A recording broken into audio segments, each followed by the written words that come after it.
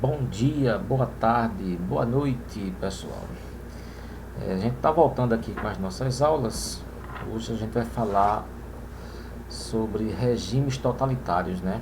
Depois da Primeira Guerra Mundial, a Alemanha saiu devastada economicamente, principalmente economicamente da Primeira Guerra, né? Com as imposições do Tratado de Versalhes. E isso fez com que alguns regimes totalitários, um campo fértil, né, para os regimes totalitários aparecessem no mundo. Benito Mussolini, Hitler, Franco, Stalin. Então foram situações que foram colocadas para a humanidade, e essas guerras, essa primeira guerra gerou essa insatisfação, principalmente no bloco que perdeu a, a guerra, né, que teve que pagar a duras penas, né, multas altíssimas, principalmente aos Estados Unidos, e a Alemanha foi quem ficou com a maior parte desse prejuízo, né? Mas primeiro, antes disso, a gente precisa saber o que são regimes totalitários, né? Totalitarismo ou regime totalitário é um sistema político baseado em uma ideologia que coloca o líder de uma nação como controlador absoluto dos direitos dos cidadãos, em suposto benefício geral do país. O líder totalitário pode ser uma pessoa, um grupo ou um partido, né? Então, totalitarismo ou regime totalitário é aquela onde a figura do líder ela fica acima de tudo e de todos, né? É o grande controlador dos direitos dos cidadãos. O cidadão passa a não ter mais direito, e tudo é colocado na figura desse líder. Ele é quem vai resolver os problemas da população, né? E o mundo depois da Primeira Guerra, como a gente falou, ficou com a economia afetada, principalmente na Europa, né? E a Alemanha ficou muito devastada, né? A economia na Europa afetada depois da Primeira Guerra Mundial, custos humanos gigantescos, 15 milhões de mortos e 20 milhões de feridos e mutilados. Esse é o saldo da Primeira Guerra Mundial. Era necessário reconstruir tudo que tinha sido destruído, né? Na aula passada a gente viu que a guerra foi planejada para durar pouco tempo, mas durou 4 anos e deixou a Europa arrasada. Cidades destruídas, economias esfaceladas, né? Isso foi na Inglaterra e na França. O processo de recuperação contaram com empréstimos concedidos principalmente pelos Estados Unidos, que tiveram lucros gigantescos com o conflito, né? A gente viu que os Estados Unidos entrou na Primeira Guerra Mundial depois que a União Soviética não, a Rússia, né, saiu, né, da guerra por conta da Revolução Bolchevique que aconteceu no seu território. E a Rússia teve que sair da guerra para cuidar lá dos conflitos internos que estavam acontecendo na Rússia, né, na Revolução Bolchevique, a chamada Revolução Russa de 1917. E os Estados Unidos entrou aí como era um grande fiador desse conflito, que emprestava dinheiros e mantimentos, principalmente para a Inglaterra e França. E lucrou muito com isso, né? Quando ele entrou na Tríplice Entente, para compor a Tríplice Entente, foi que garantiu a vitória da Entente. E lucrou muito com o conflito, né? Com a guerra. Ok? A Alemanha, após a Primeira Guerra Mundial, enfrentam enormes dificuldades para reconstruir o país. Deviam pagar indenizações às nações vencedoras. Os Estados Unidos começaram a investir grandes somas de dinheiro na Alemanha. Só assim os alemães poderiam pagar as dívidas de guerras aos países vencedores. Veja, os Estados Unidos emprestou dinheiro para a Inglaterra e França durante o conflito e também na reconstrução. E também investiu na Alemanha, né? Na reconstrução da Alemanha, né? Que era uma forma de os alemães pagarem a sua dívida que tinha contraído durante a guerra. E dessa forma, os americanos eles lucravam dos dois lados, de ambos os lados. A democracia em crise. Era um período e a economia estava tão afetada que a população não acreditava mais na liberdade, né? A democracia entrou em crise e foi um campo propício para que aparecessem os salvadores da pátria, né? Os efeitos da guerra deixaram muitos europeus desiludidos com a sociedade democrática, né? As pessoas perderam o amor pela democracia, né? Deixaram de acreditar numa sociedade democrática, onde as pessoas têm os seus direitos. Colocavam em dúvida sua capacidade de resolver os problemas que se apresentavam, né? Então, na democracia, as pessoas desacreditaram ao ponto que colocou em dúvida, né, a forma com que o sistema poderiam resolver os problemas, né, a capacidade de se resolver problemas. Surgiu alguns movimentos que propunham a substituição do regime democrático por um Estado forte que organizasse a economia e restaurasse a ordem. Esses movimentos eram anticomunistas e antissocialistas, né? A sociedade passou a ter sede de alguma coisa que colocasse ordem, porque segundo eles, o desmantelo estava grande, principalmente na economia. As pessoas estavam sofrendo, estavam passando fome, estavam passando dificuldades, e esse era o campo propício para que os regimes totalitários se estabelecessem. Aí vem aquela ideia do fascismo, né? O que é o fascismo, né? Com a crise econômica, desemprego, inflação, nessas condições, Benito Mussolini fundou o denominado Fácio de Combatimento. Conquistou adeptos em toda a Itália, formaram grupos armados, uniformizados com camisas negras, fizeram a marcha sobre Roma, e em 1928 o governo fascista já configurava como uma ditadura liderada por Mussolini. Veja, as pessoas desacreditaram da democracia e abriram espaço para os regimes totalitários surgirem no mundo, né? Começando aqui por Benito Mussolini, que criou o Fácio de Combatimento e conquistou muitos adeptos, né? Propagavam o armamento, grupos uniformizados com camisas negras, e também realizaram também a marcha sobre Roma, né?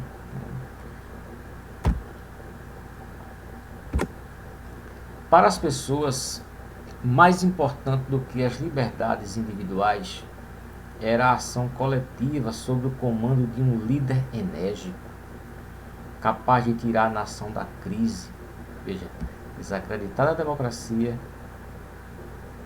desacreditar na solução dos problemas, né, na capacidade de se resolver os problemas, e colocar todas as suas energias na figura de um líder que pudesse resolver tudo por todos. Eram movimentos autoritários, pois acreditavam mais na autoridade e no poder do líder do que na liberdade de escolha dos cidadãos. Tinha caráter nacionalista, pois colocavam acima de tudo os interesses da nação.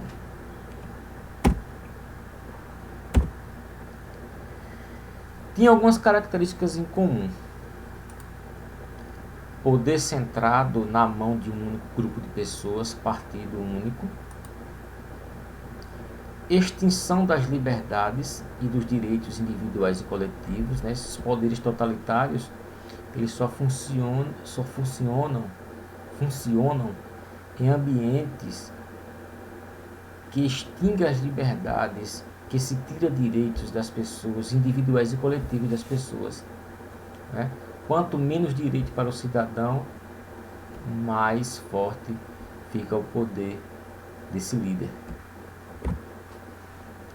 Rígido controle sobre a vida pública e privada das pessoas.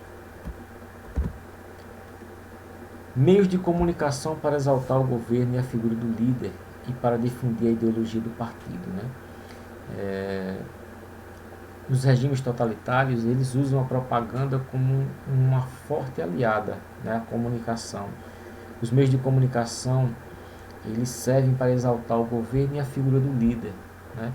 Colocar esse líder acima de todos, para criar um tipo de culto a esse líder e difundir a ideologia desses partidos. Perseguição implacável aos socialistas e comunistas. Essas são características comuns de líderes totalitários, né? Essa ideia de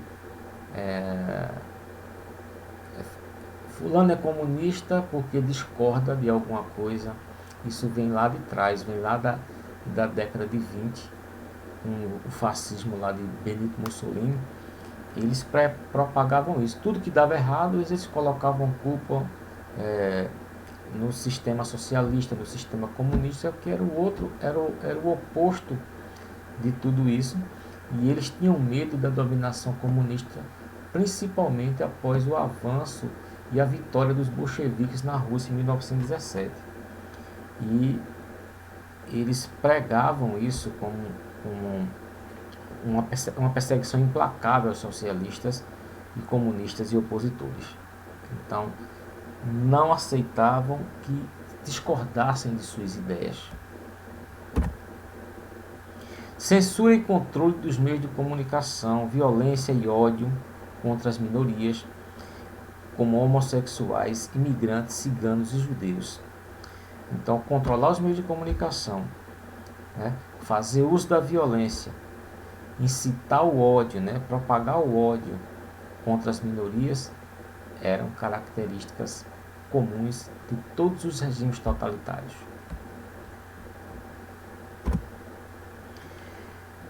Aqui nós vemos duas imagens, né? Uma do regime fascista de Mussolini, né? Essa aqui em preto e branco, e aqui está o líder Mussolini, e a outra do regime nazista de Hitler, né? Essas aqui são marchas, né? A marcha do totalitarismo na Europa. Então, Hitler era um fiel seguidor das ideias de Mussolini, né? Mussolini surgiu antes deles, e ele admirava muito Mussolini. Então aqui é um exemplo da marcha do totalitarismo na Europa. A Itália sob o fascismo. Na Itália havia um grande sentimento de insatisfação, pois mesmo sendo vencedora, a Itália não foi recompensada com a partilha dos territórios alemães. As pessoas questionavam a validade da guerra diante da morte de 600 mil italianos. A crise econômica assolava o país, desemprego e inflação. Então, muitas dificuldades, né, foram colocadas nesse período, principalmente na economia, né, tudo provocado pela Primeira Guerra, que se imaginava que durasse pouco tempo, meses ou dias, e durou 4 anos, arrasando quase que totalmente a economia da Europa. E esses reflexos do povo passando fome, passando privações, passando dificuldade, surgiu esse sentimento, né, de nacionalismo, né, de se acreditar na figura de um líder, em detrimento até de abrir mão dos seus direitos. e da democracia, né? Não querer mais saber da democracia por conta da fome que estava passando, das dificuldades que vinham passando. Nessas condições, um ex-militante socialista chamado Benito Mussolini reuniu um grupo de ex-combatentes e de desempregados e fundou um movimento denominado Fácil de Combatimento, né? E o lema, sob o seguinte lema: acreditar, obedecer e combater. Mussolini utilizava slogans como este para despertar o ímpeto nacionalista na população, que manipulava em seu próprio benefício, né? E usava esses chavões, esses slogans, como esse aqui: acreditar, obedecer e combater, né? Que é para as pessoas não acreditar no que ele falava, obedecer o que ele estava dizendo e, em nome disso, combater. Ok? Partir para o combate. Fácil, símbolo de poder do Império Romano transformado em símbolo do fascismo por Mussolini. O que era isso? O nome do grupo derivava de um símbolo de poder, né, do Império Romano, né, lá na Antiguidade Clássica, né. No Império Romano se usava um feixe de varas que se chamava de fácio, que sustentava um machado, né. Eram vários, um feixe de varas juntas e amarradas que se tornavam fortes, como se fosse um exército forte, e com o machado amarrado, como demonstrando a força desse império. Então, o saudosismo dos totalitários, dos fascistas, era grande, né? Eles tentavam replicar as ideias de Roma, lá no Império Romano. Com ele, Mussolini queria mostrar a necessidade de recuperar a grandeza da antiga Roma, né? Era o saudosismo, né, do sucesso, da prosperidade de Roma antiga. Ele tinha essa ideia de resgatar isso, né? Então, o feixe de varas, o fácio, que denominou, aí, por isso que se criou o termo fascismo, que é oriundo desse feixe de varas que sustentava o machado, aí, que vem lá da Roma antiga, ok? Por isso o movimento ficou conhecido como fascismo. Mussolini ia conquistando adeptos em toda a Itália. Organizava grupos armados, uniformizados com camisas negras. Foi formado o Partido Nacional Fascista sob o comando de Mussolini.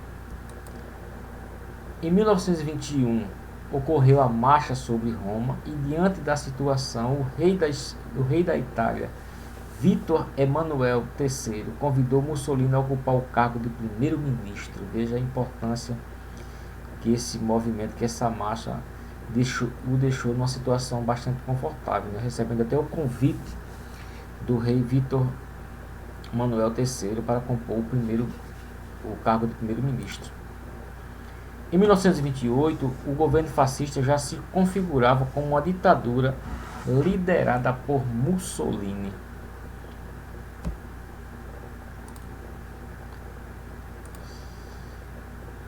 Agora vamos ver um pouquinho aqui de Benito Mussolini, aqui as imagens dele, tá certo? Sempre sério e sempre todas as imagens que você vê em algumas pesquisas, encontrar de Mussolini, ele está sempre com a face sisuda, né, séria, e sempre trabalhando, né? Sempre sério, sempre jovem e sempre trabalhando. Era assim que ele se apresentava. O nazismo. Aí entra uma outra figura importante aqui do poder do totalitarismo, né? Adolf Hitler é o líder do nazismo, líder nazista, antissocialista e hábil orador. No ambiente de desemprego, ele prometia a recuperação da grandeza passada da nação alemã, né? Queria trazer de volta toda a época da prosperidade alemã, né? Quando a economia era forte. Era ferrenho anticomunista e antissemitista. Veja, características semelhantes, né? Lá Hitler no fascismo, anticomunista, antissocialista, e aqui entra o antissemitismo aqui de Hitler, além de ser anticomunista. Admirador de Mussolini e estimulado pela marcha sobre Roma, incitou nazistas a ocupar a cidade de Munique, mas na tentativa fracassou e Hitler foi preso. Ele escreveu o Mein Kampf, onde explicava a ideologia nazista. Então, esse é Hitler, né, o líder nazista, que se tornou também um líder totalitário, né? Então, os dois maiores exemplos de líderes totalitários que nós conhecemos, um é Hitler e o outro é o Benito Mussolini, né? Além de Franco na Espanha, né? Stalin na Rússia, na União Soviética, são exemplos de líderes totalitários. Aqui, essa ideologia se baseava no culto à força e ao poder, né? Na submissão do indivíduo ao Estado e na luta racial. Como era isso? Os alemães, eles se consideravam como descendentes diretos da raça ariana, né? Que é a raça branca, a raça pura, que nunca havia se miscigenado com nenhuma outra, né? Veja aí até onde vai a ideia, né, do nazismo, né? Os alemães, eles tinham essa ideia, né, de serem descendentes diretos da raça ariana, né, a raça branca, a raça pura. E os judeus seriam culpados por quase todos os males do mundo, né? Então, todo o fracasso da Alemanha na Primeira Guerra, da economia, em tudo que acontecia lá no território alemão, o regime nazista convenceu a população alemã que tudo de mal que acontecia na Alemanha era culpa dos judeus. Por isso a perseguição implacável contra os judeus na Alemanha. Procurava justificar a superioridade alemã sobre outras etnias consideradas inferiores, né? Para eles só valiam quem era branquinho, a raça branca, a raça ariana. Qualquer estrangeiro, qualquer pessoa de uma etnia diferente eram consideradas etnias inferiores.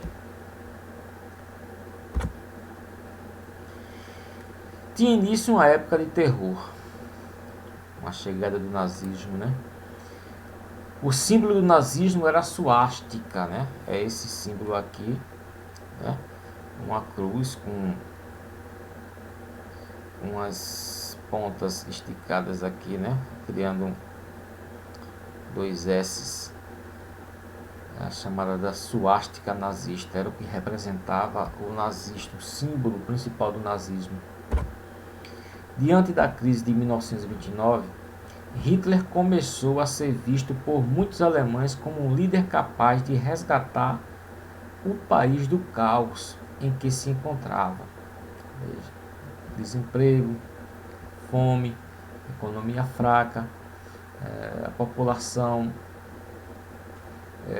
passando privacidades.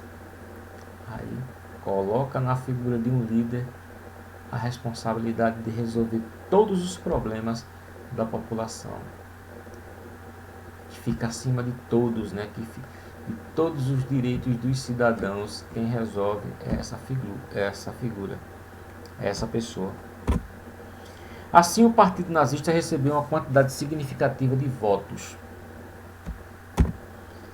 O presidente da Alemanha convidou Hitler para ocupar o cargo de chanceler, que é o equivalente ao primeiro-ministro. Com a morte do presidente, Hitler tornou-se presidente da República e deu início ao Terceiro Reich, o chamado Terceiro Império. Aí tem início a época do terror, com Hitler no poder. A economia em crise, a crise econômica, né, gerou muito desemprego, muito desmantelo, pessoas sem residências, casas destruídas, cidades inteiras destruídas. A Primeira Guerra Mundial gerou desemprego em massa e uma crise imobiliária sem precedentes, causada pela destruição da maioria das habitações por bombardeios. Aqui na foto, né, de 1929, isso aqui é uma fila para um abrigo na cidade de Berlim. Veja a situação em que a população se encontrava, né, no pós-guerra, no pós-primeira guerra, né? E a população sem abrigo, sem residência, sem moradia, procurando abrigo na cidade de Berlim. Isso é uma fila para um abrigo. Essa era a situação que se colocava. Então, numa situação semelhante a essa, é o campo fértil, é o lugar propício para o aparecimento da figura do líder totalitário, que vai salvar a pátria, vai salvar as pessoas, vai resolver todos os problemas que as pessoas estão precisando de solução, né? Que o país precisa que sejam solucionados. E é muito fácil aparecer um líder numa situação como essa, onde as pessoas estão sem esperança, estão abatidas, né? Não acreditam mais em nada. Então, foi nesse cenário que surgiu a figura do Hitler como líder totalitário, como líder nazista. Aqui, soldados saudando a suástica nazista, né? Que é essa bandeira aqui em cima de uma mesa, e era o símbolo, né, do nazismo. A propaganda, como eu falei lá atrás, né, os meios de comunicação, a propaganda sobre o fascismo e o nazismo, a gente vai ver um pouquinho disso aqui. Ela era utilizada como algo que propagasse só o que era de bom desses governos, né, desses líderes, enaltecendo a figura do líder. Então, ela era utilizada dessa forma, né, para enaltecer a figura desse líder. Está aqui Hitler falando com crianças, né? Aqui nessa imagem aqui. Propaganda como instrumento de governo, né? É essa a colocação que eu quero falar. E doutrinação de crianças e jovens, né? Isso aqui, a propaganda, ela é um instrumento de governo, né? E servia também para doutrinar crianças e jovens. Jornais e revistas só publicavam artigos favoráveis ao partido, né? Ao partido nazista, no caso da Alemanha nazista. O rádio transmitia os discursos dos líderes, né? Então, tudo caminhava para que se enaltecesse a figura desse líder. Fotografias e filmes criavam uma imagem ideal do líder, né? Só mostrava o líder sorridente, ou um líder sério em combate, né? Nunca um líder derrotado. A figura do líder é apresentada da maior com força, né? Com demonstração de força, e também de alegria junto à população.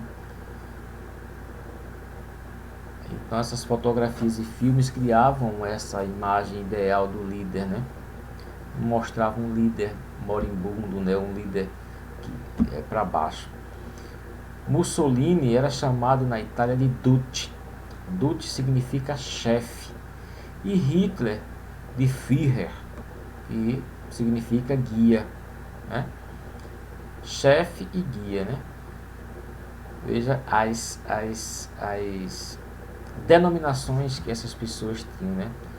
Hitler na Alemanha era chamado de Führer, né? Não era chamado pelo nome Führer, porque era o guia do povo, era o guia do povo que estava precisando do líder para a solução dos seus problemas, né? Para resolver os problemas do país. Era essa a situação colocada. Paradas e desfiles militares transmitiam a ideia de comunidade coesa, né? Por isso que se investia muito nesses desfiles paramilitares, né? Desfiles militares na rua, soldados perfilados, porque isso transmitia uma ideia de comunidade coesa, solidária e poderosa, né? Demonstração de força, irmanada em torno de seus líderes, né?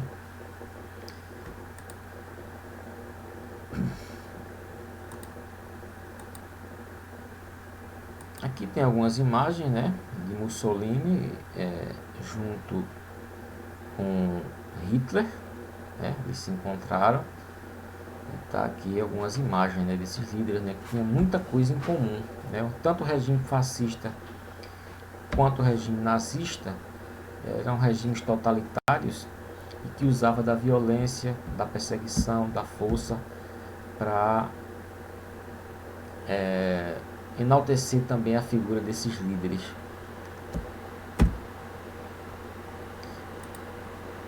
Mais imagens aqui de Hitler, né? Tem uma imagem interessante aqui que é a queima de livros, né? Todo regime fascista, nazifascista, eles odeiam a ciência, né? Eles odeiam a comunidade instruída. Então, eles declaram logo guerra contra a intelectualidade, contra a cultura, contra os artistas, então contra os escritores, os cientistas. Então, aqui, por isso que diz que queimar livro é coisa de nazista, é coisa de fascista, né? Porque foi nessa época que Hitler queimou em praça pública vários livros, como simbologia aqui do seu anti-ciência, né? Eles não queriam que uma sociedade instruída que soubesse, que questionasse. Então, é isso aí. Hitler é ladeado por tropas de elite durante a cerimônia militar nazista em Nuremberg. Então, aqui também tem uma imagem interessante que fala da propaganda antissemita, né? Que era de perseguição aos judeus, que foi veiculada na Alemanha nazista. À direita, vê-se um garoto representado como judeu, né? Aqui à direita, puxando as tranças de uma menina loura, né? À esquerda e ao centro, crianças alemães zombam e fazem caretas para crianças judias que, sentindo-se constrangidas, deixam a escola acompanhadas de um adulto que também é judeu. Note o kippah em sua cabeça, esse chapéuzinho aqui dos judeus chamado de kippah. E isso é uma propaganda nazista, é uma propaganda antissemita, né, que o nazismo propagou, tá certo? Que representa, né, o descaso com os judeus, né? Aqui usaram crianças, né, para fazer chacotas, né, rirem das crianças judias. Então é isso aí, gente. Regimes totalitários, como eu falei aqui, são os que colocam a figura do líder como no centro, né? E o líder, ele fica acima de tudo e de todos, né? E vez por outra na história isso volta a acontecer. Então, hoje no século 21, né, 2020, a gente vê em algumas partes do mundo alguns resquícios desses regimes totalitários tentando voltar ao poder, tá certo? Então, por hoje é só e até a próxima, tá? E vamos ficar atentos em relação a isso, né? A gente tem que saber um pouco da história para entender o que foram esses regimes totalitários, para saber o quão mal foram esses regimes para a humanidade. Então, na Europa, principalmente na Alemanha, ninguém quer nem ouvir falar nessa situação. Então, por hoje é só e de olho nas atividades do livro didático, ok? Até a próxima.